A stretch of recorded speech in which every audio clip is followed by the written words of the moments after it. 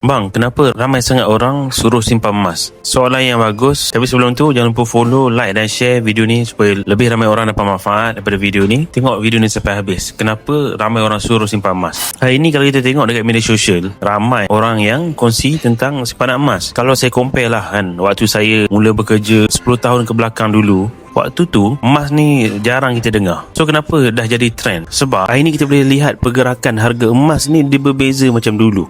So pergerakan harga emas makin lama makin cepat bergerak. So dia jadi orang cakap satu benda yang hype, right? Tapi dia bukan hanya disebabkan hype. Dia ada faktor di sebalik emas tersebut. Sebab apa? Emas ni dia special. Emas ni dia adalah satu sistem kewangan yang tiada dalam sistem. Emas ni sangat powerful, yang mana nilainya tak bergantung kepada apa-apa. So dia tak ada apa-apa sandaran ataupun jaminan mana-mana kerajaan, tak bergantung pada mana-mana ekonomi, dan tak terkesan dengan apa yang berlaku dekat dunia ni kecuali kiamat.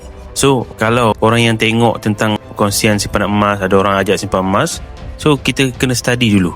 Kita kena study dulu apa kelebihan, apa benefit pada diri kita. Jangan terus ikut sahaja tanpa ilmu. Saya sarankan sekali, jangan buat satu benda tanpa ilmu. So kaji, baca, buat comparison. Dan kalau nak betul-betul mula simpan emas, beri sikit-sikit dulu sebagai kita punya benchmark, supaya kita tak rasa kalau emas tu harga turun banyak, kita rasa macam rugi. Sebenarnya tak rugi pun, sebab kita tak ada ilmu, right? So mula sikit-sikit dulu. So cuba korang komen dekat bawah, macam mana pengalaman korang yang dah mula simpan emas, okey ke tidak? Cuba komen dekat bawah.